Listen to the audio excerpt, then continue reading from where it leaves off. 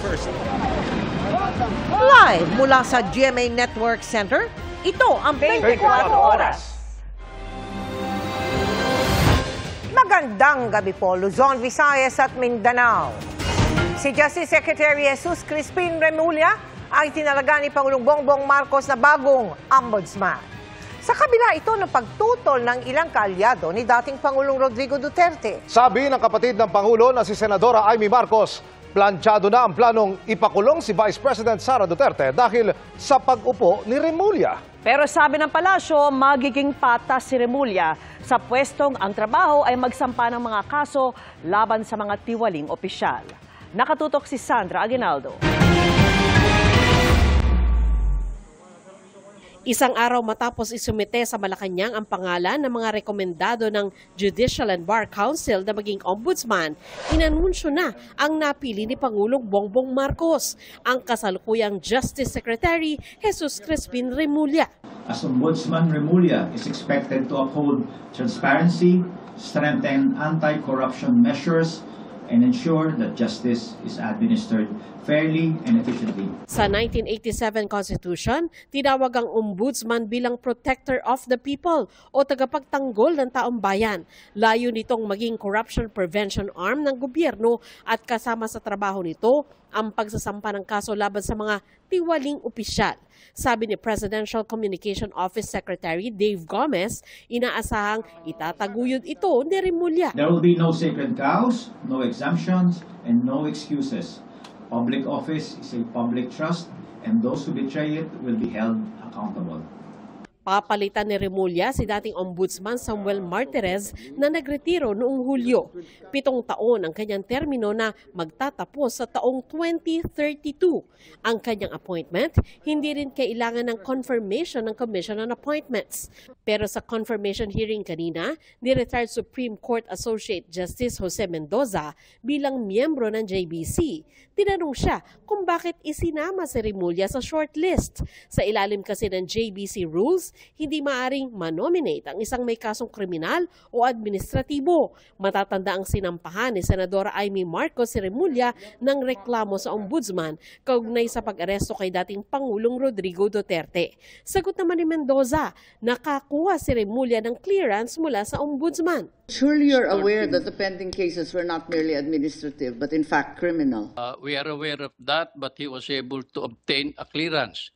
Tanong naman ni Senador Rodante Marcoleta na konsidera ba ang sworn opposition na isinumite niya at ni Davao City Acting Mayor Sebastian Duterte laban kay Remulla. What I heard yesterday was the argument that it refers the complaint refers to the same act previously which was in a complaint previously dismissed by the Ombudsman. The majority took light of the opposition of a senator of this republic, Mr. Justice. That is a fact, Your Honor. Sa huli, pinagpaliban ng confirmation ni Mendoza dahil umano sa kakapusan ng oras. Pagdepensa naman ng Malacanang, dumaan sa proseso ang nomination ni Remulla bago ito napili ng Pangulo. We have the highest confidence in Secretary Remulla that he will be very impartial in when he assumes this new role as the Ombudsman. At the end of the day, after the President receives the recommendation from the JVC, it's still the decision of the President after he receives the shortlist.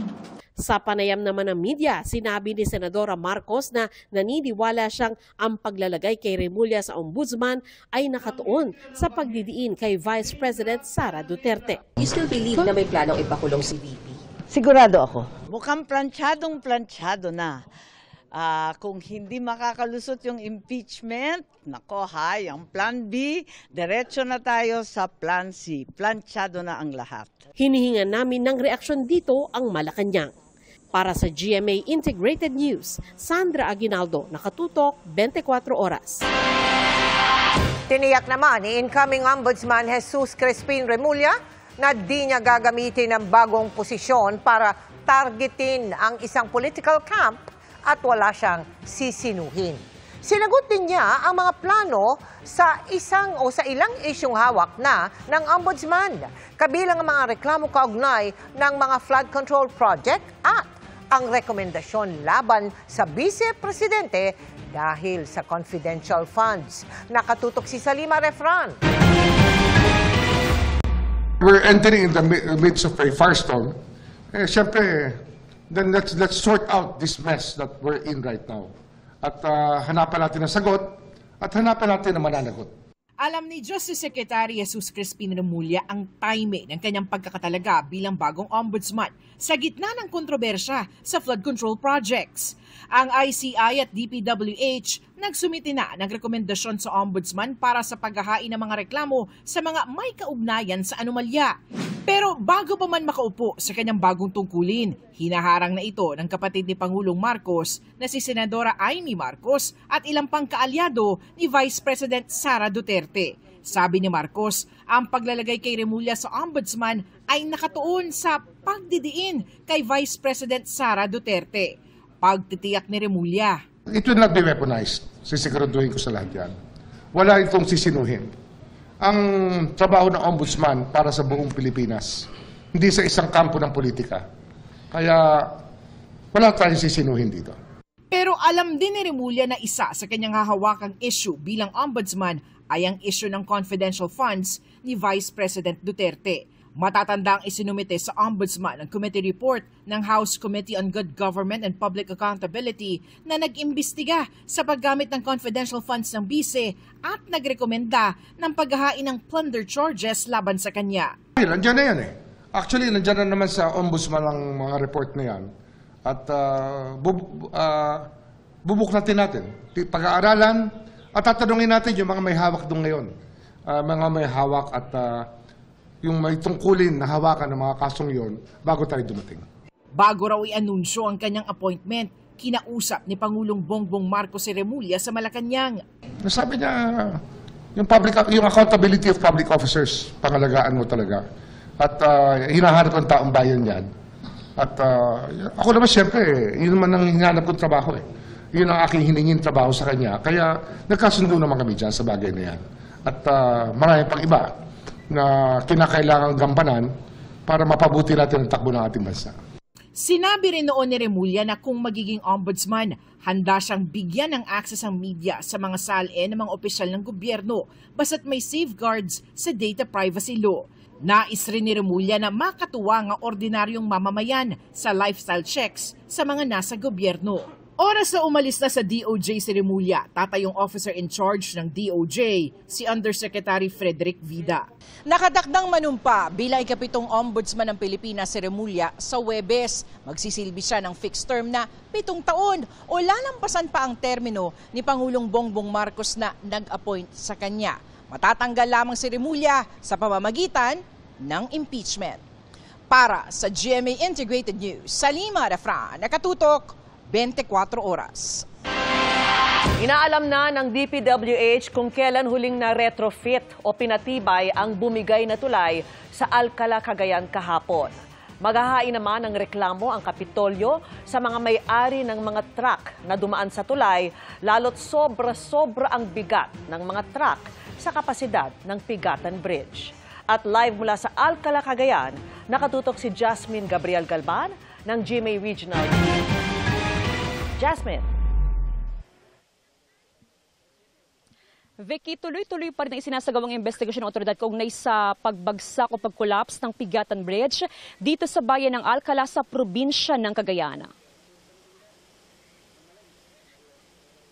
Matapos ang 45 taon mula nang maitayo ang Pigatan Bridge sa Alcala, Cagayan noong 1980, tuluyan ng bumigay nag-iisang tulay na kumukonekta mula Tuguegarao papuntang Northern Cagayan sa Apari.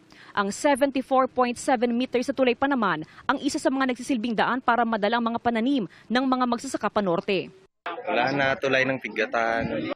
Pasado alas 4 ng hapon kahapon nang mahati ang konkretong bahagi ng tulay at lumundo ang mga bakal nito, habang nakasampa at dumadaan pang ilang truck na puno ng palay at mais. Tigli 50 tonelada ang bigat nila ayon sa Department of Public Works and Highways, kahit 18 tonelada lang ang kapasidad ng tulay. Hindi bababa sa 7 sugatan. Kwento ng driver ng truck, maghahatid sana siya ng 650 na sako ng hinakot na palay para ibenta sa Cauayan City. Ang akala naman ng isa pang driver na si Patrosenio Batad ay lumindol lang. Dati nangi ko dati natukol. Hindi kan sir, biglang nagbingol niya yung lugan mo yan. Tinukunak, naglindon lang. Hindi kan sir, biglang agtupak yung lugan mo yan, nagbaba. So nga nagigim na kay Minabela sir. Nagigim na altan na lang kay Minabela, ang kidim ko latang sir. Napasugod na kagabi ang mga lokal na opisyal, lalo't ang tulay ang pinakamatandang tulay sa Alcala, ayon kay Mayor Tin Antonio. Nagpatupad din ng rerouting plan ng munisipyo, habang iniutos naman ni Governor Edgar Aglipay ang mahigpit na pagsubaybay sa ibang lumang tulay sa probinsya. Maghahain ng Kapitolyo ng reklamo laban sa mga may-ari ng mga dumaang truck na inaalam pa kung sino-sino. Papakasuhan muna natin sila. Negligence, destruction to public property, at para merong tumanda rin yung mga hindi hiniwala dyan sa 18 tons na yan. Yung operator? Yung operator. Umapila naman ang mga driver na hayaan silang ilipat sa ibang truck ang mga palay para ibenta at hindi mabulok. Nagsasagawa na ng assessment ang DPWH para tukuyin ang mga susunod na hakbang. Kabilang sa inaalam ay kung kailan huling ni-retrofit o pinatibay ang tulay na dapat ay regular na ginagawa. Pupunta ako sa Cagayan bukas. Trabaho din natin mag-ayos ng mga nasisirang mga tulay. Sir, for clarity lang walang kinalaman sa mga substandard yung bumagsak na tulay. Iba yung problema doon. Hindi ko pa masasabi yon. So, ina-assess pa lang. May initial feedback pero hindi enough sa akin yung feedback ng district engineer. Kaya nagpadala ako ng mga engineers from the central office. Sa 2026 National Expenditure Program ay may 45 million pesos na appropriation na nakalaan para sa rehabilitation at major repair ng Pigatan Bridge. Pero hindi na ito umabot. National government po magpopondo nito. National government. Maghahanap po tayo ng pondo either dito sa budget ngayon or sa susunod na taon. Pero kailangan to at the very least may temporary bridge tayo na itayo dyan very soon.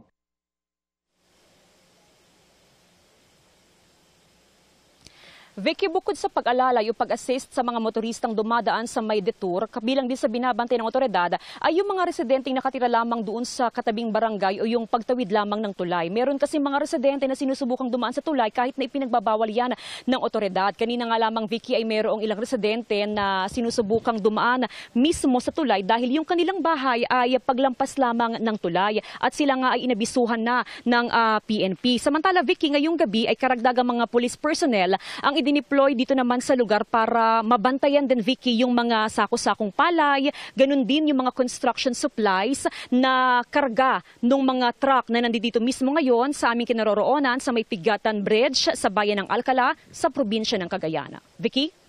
Maraming salamat sa iyo, Jasmine Gabriel Galban ng GMA Regional TV.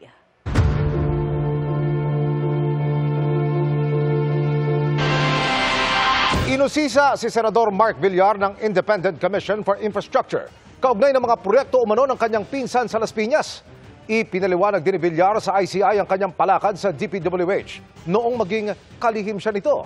Nakatutok si Joseph Morong. Humarap si dating Public Works and Highway Secretary at ngayon Senador Mark Villar sa Independent Commission for Infrastructure o ICI sa investigasyon nito sa mga anomalya sa infrastructure projects.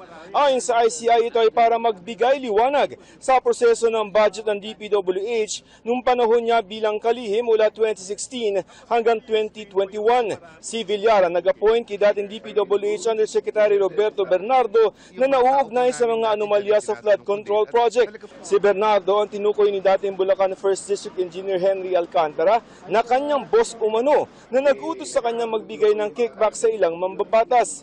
Nang tanungin ukol kay Alcantara, sabi ni Villar, organic sa Department of Public Works and Highways. Maraming nakuhang kontrata ang mag-asawang Diskaya sa panahon ni Villar. Base sa datos ng DPWH, 37 billion pesos para sa lampas 700 na flood control project ang nakuha ng mag-asawa mula 2016 hanggang 2022. Sir, yung marami ng, sa term nyo yung mga Diskaya na nakuhang projects. Excuse us. Paano yun, sir? Excuse us. Pati lang, sir. Bawal sa media ang pagdinig pero sa mga litratong ibinigay ng ICI, makikitang nanumpa si Villar sa harap ng komisyon. Pagkatapos humarap sa ICI, hindi na nagpakita sa media si Villar. The senator just explained the processes he applied or he used during the time that he was DPWH secretary with regard to how he managed the department.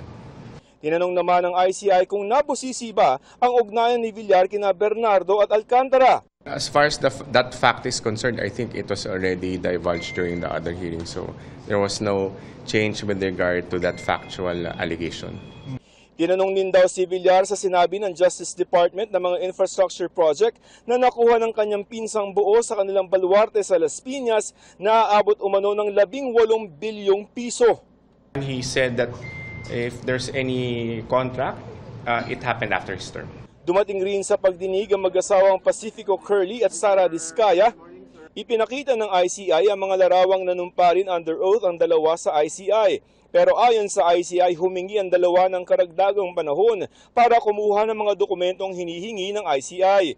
Hindi na rin nagpaunlak ng panayam si Curly Diskaya. Muling tiniyak ng Independent Commission for Infrastructure o ICI na walang whitewash o pagtatakip na mangyayari kahit hindi isinasa publiko ang mga pagdinig gaya ng pangamba ng Catholic Bishops' Conference of the Philippines at sa harap ng mga panawagan na gawin itong publiko. First, there won't be whitewashing. We're here to look up to find the truth. Ito ay kahit wala ring contempt power o kapangyarihang magparusa ang komisyon kung may hindi susunod sa mga utos nito. Indeed, there's no contempt powers, but we will make do with what we have. In fact, we've been doing our mandate. We've been actively investigating despite the lack of that power. Binisita naman ni Customs Commissioner Ariel Nepomuceno ang mga luxury vehicle na isinauli ni dating Assistant Engineer Bryce Hernandez. Maingat yung paggawa natin ng mga reports or dokumento upang pag ginamit na ito ng ICI dun sa korte, mananalo dapat yung kaso. Para sa GMA Integrated News, Joseph Morong, nakatutok 24 oras. Dead on the spot ang isang rider na nag-Superman stunt sa motorsiklo at sumalpok sa isang SUV sa Kidapawan City. 3 naman ang sugatan nang mang-araro ng mga sasakyan ang isang truck sa Zamboanga City. Nakatutok si Bernadette Reyes.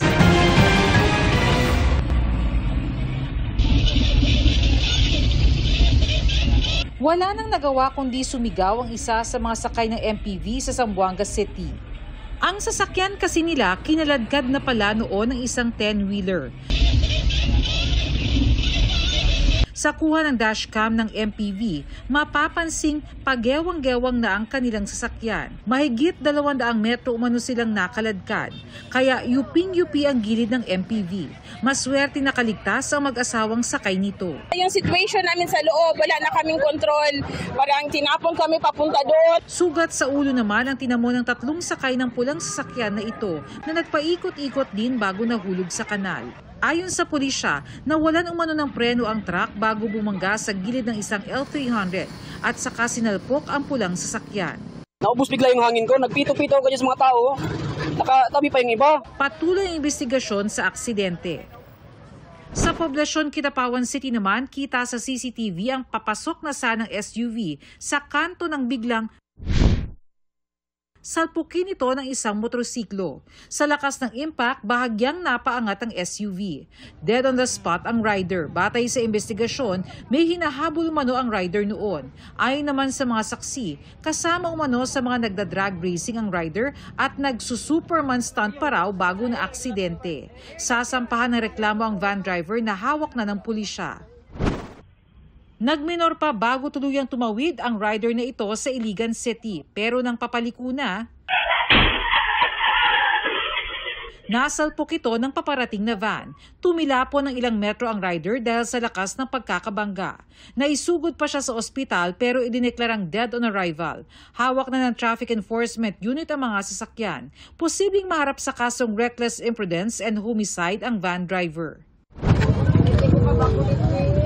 Boss. Sa Makilala, Cotabato, halos tumagilid sa gilid ng kalsada ang pampasaherong jeep na yan. Ilan pa naman sa mga sakay nito, mga estudyante. Ang isa pang ang pasahero nahulog pa sa kanal. Ayon sa investigasyon, nagkaproblema sa manibela ang jeep kaya nawalan ng kontrol ang driver nito. Nasagi pa nito ang kasalubong nitong rider na nahulog din sa kanal.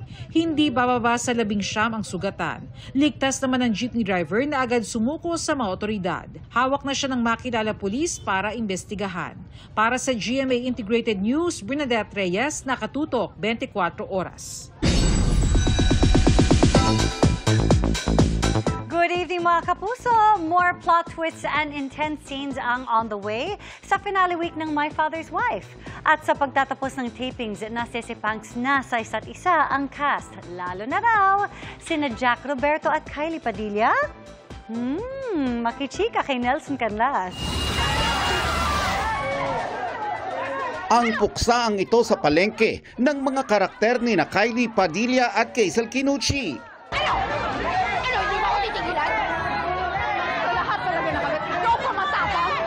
Isa lang sa mga tumatak na eksena ng GMA Afternoon Prime Series na My Father's Wife. Dagdagan pa ng maraming plot twists. Robert! Isuli mo yung anak ko para wala na madamay! At mga kapanapanabik at makabagbag damdaming eksena. Nasaan si Mindy?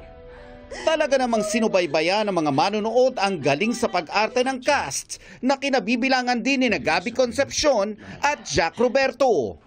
Pero ngayong malapit nang matapos ang serye, hindi maiwasang masepang sa mga bida. It's bittersweet kasi syempre, mamimiss ko yung buong set, the cast, and of course working din. And mamimiss ko din si Betsy. Pero on the other side, I get to spend more time with my family. And ayun, actually yun lang naman yung nilook forward ko is to go on a vacation. Mabibigat man daw kasi ang mga eksena sa serye. Magaan naman daw ang samahan nila, nakitang-kita sa kanilang biruan at tuksuhan. Pag natatapos ang teleserye, hindi ba nagkakaroon kayo ng parang separation anxiety? Paibang dalawa, ano bang nararamdaman ninyo? At nagkakaroon kayo ng separation anxiety? Meron bang naripili? Kuya Gab, take over, no? For sure, meron yan. Lahat naman ng project?